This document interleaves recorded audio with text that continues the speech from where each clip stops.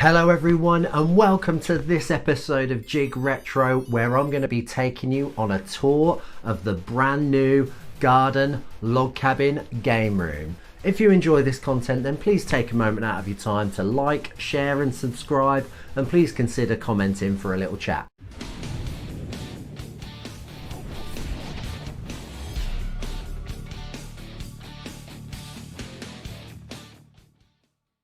My video game room has taken up a chunk of space in the house for quite some time now, so while saving some money, I was looking at ways of improving the situation.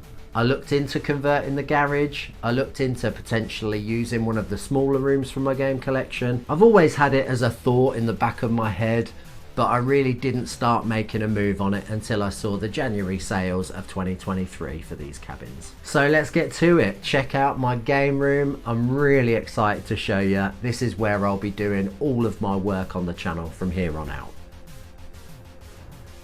Okay, so here we have it. Let's take a look at this thing. So this is the log cabin I bought and had built. Picked it up from Dunster House website. Got a nice large water butt on the back for all that rainwater and guttering at the back. But let's get to the crux of what we want to see here, and that is the game room itself. So in we come. Got a few things set up just to show you. So let's start you at this point of the room. So we got the Sega Saturn steering wheel. That's really good, specifically for Sega Rally, which we're rocking on the old CRT at the minute. Got a little Wi-Fi booster. The carnage of plugs is down here. They're relatively tidy actually, all nicely labelled. Got rubber band around the leads to stop them getting too tangled up. Same with the SCART leads.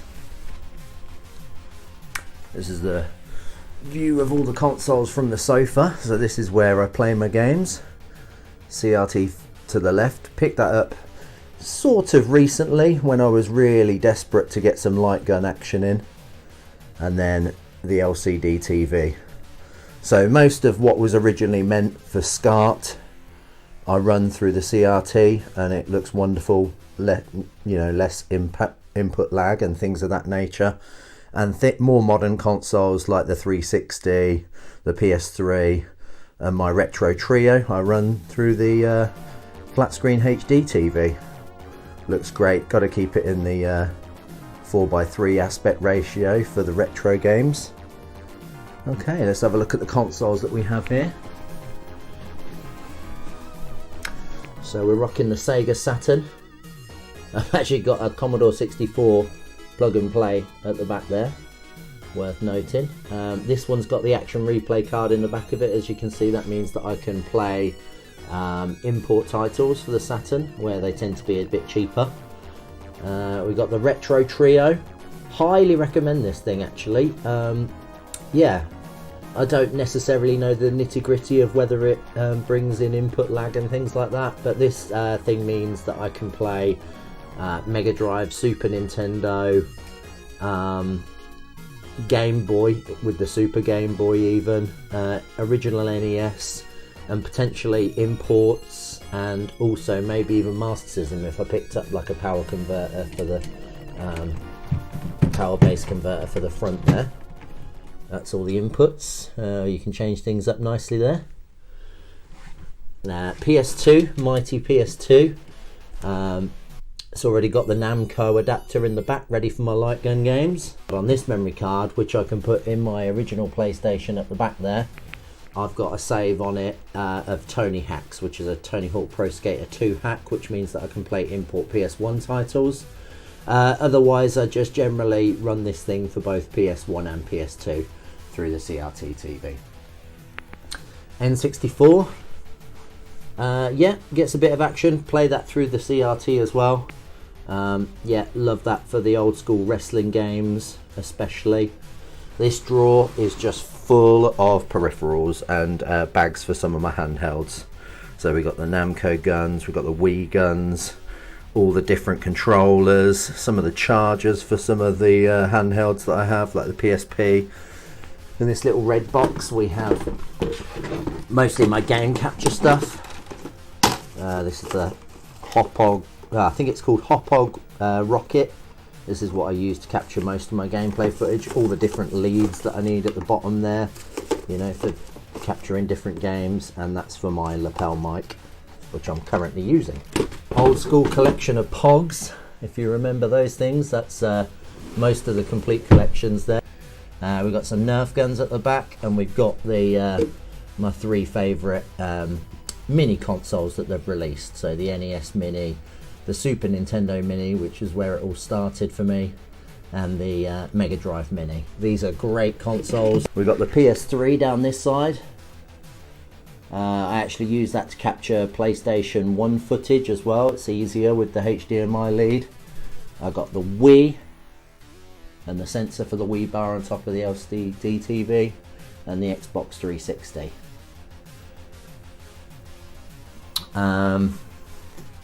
So yeah, that's the electric drums. Like I say, I can sort of attach my phone to that and then attach it to the speakers. Yeah, gives a great sound. Really good for practicing tunes. Got an oil-based radiator. That's pretty much a must for out here. Couple of little extra bits. I picked up these NES coasters for when I got dudes round for the coffees or the beers or whatever people want to rest their drinks on while they're out here. We got some retro gamer magazines. Nice selection. I did go through a phase of having the subscription and getting absolutely all of these magazines, but to be honest, I took a load in to work to having the coffee room because it was just getting a bit out of hand. Just kept a few of my favourites there for the minute. Just looking at a few bits of artwork around this side of the room. We got the Star Fox 64 poster.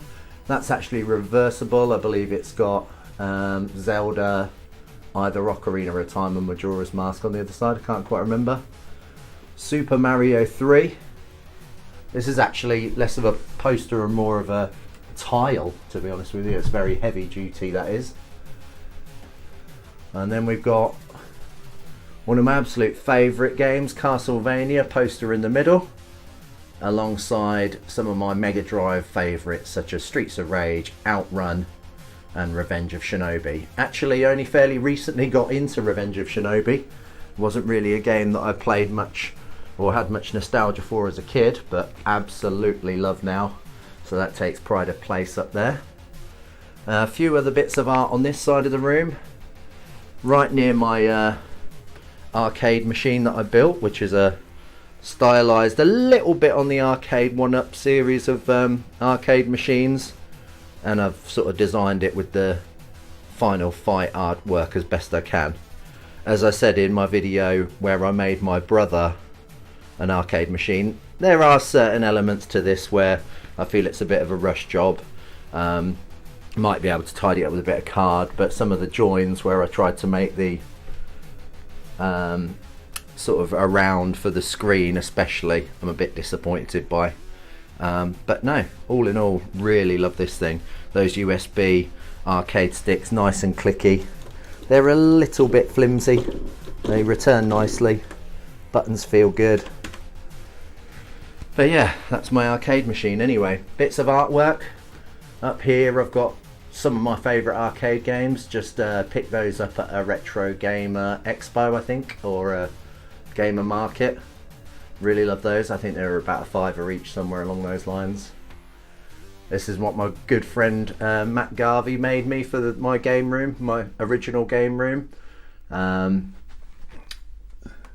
Sort of pixel art, and that's Cody from the NES Final Fight.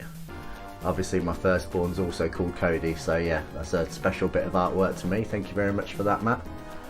And we've got another gift from him actually, funnily enough, the Castlevania 4 soundtrack.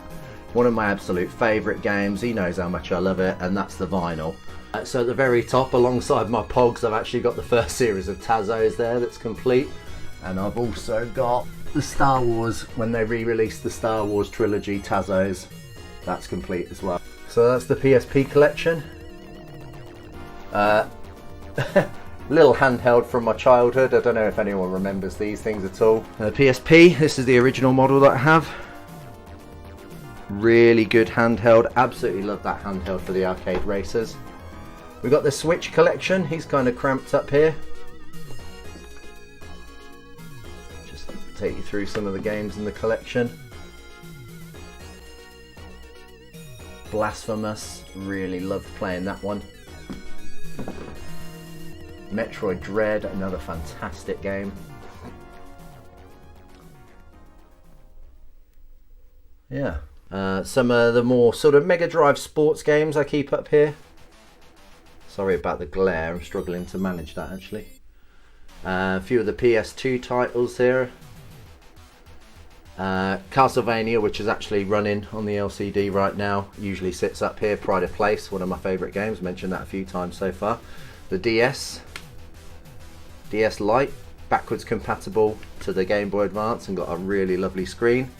Super Metroid. This is the PS2 collection, or the rest of the PS2 collection should I say.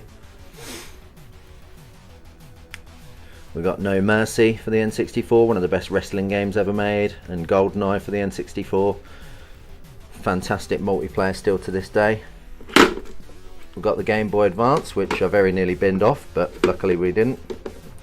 This is actually a modded Game Boy Advance with a super backlit screen. Really pleased with that. That's an amazing screen. Really happy to have that. Now for my more sort of limited run releases and collections. Got Metroid Dread, Streets of Rage 4.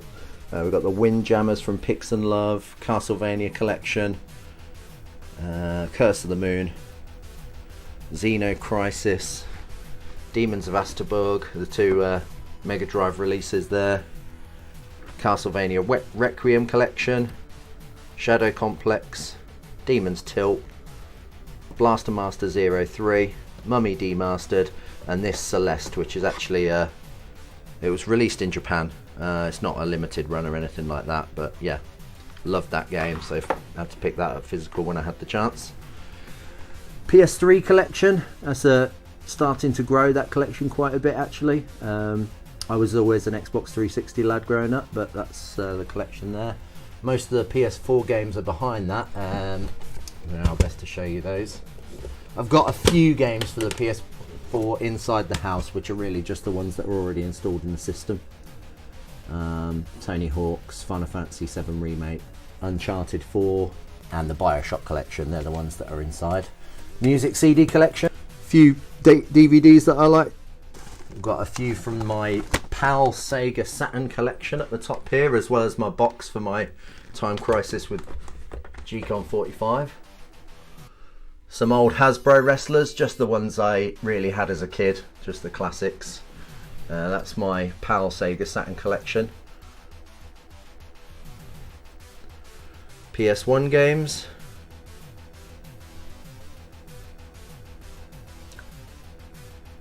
Mega Drive games.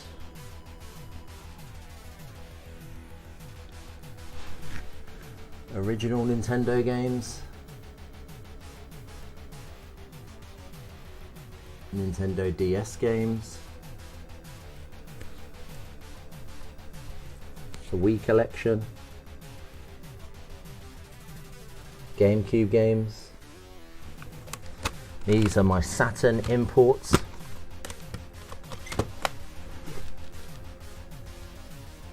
And then a lot of actually what I had was unboxed PlayStation 1 games, which I got that bundled in with my first PlayStation 1 that I bought. So I actually just made little cases for them basically.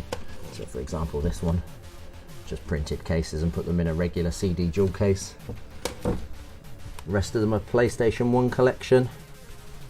A few extra games there that I've just picked up that haven't found their spot yet. There's the Super Game Boy. A few N64 games. Would be good if they had end labels, just the same as the original NES games. A few original Xbox games, nothing too major, and then the Xbox 360 collection. Again, going right down into the corner there so we can barely see. That's my ring light that I use for recording my videos. Guitar Hero guitar, that's actually a Wii one. And then the display on top of my arcade cabinet here. These are sort of my unboxed, well, my SNES games with a few of my unboxed Mega Drive games, N64 games, double layered. I've got the Mario 3 Nintendo Watch. That's my Game Boy collection. The gap here is Tetris, which my mum's currently borrowed. She's got re-addicted to that game completely. Absolutely loves it. This is my Game Boy Advance collection. So that's it, the new game room. I hope it's inspired you somewhat. It just shows you that absolutely any space can be used for some form of collection, even whether it's just handhelds and keeping it in a drawer, all the way up to having your own room. I feel that for my personal situation, the log cabin has been absolutely the best thing. I'm lucky enough to have a huge garden, and having a room like this has saved me eating up space with like a garage conversion or changing things around too much in the house. I definitely think it's ended up being quite a bit cheaper. But with the English weather, maybe not in electric bills moving forward. Anyway, until next time, much love, please look after yourselves and each other and get your geek on with Jig Retro.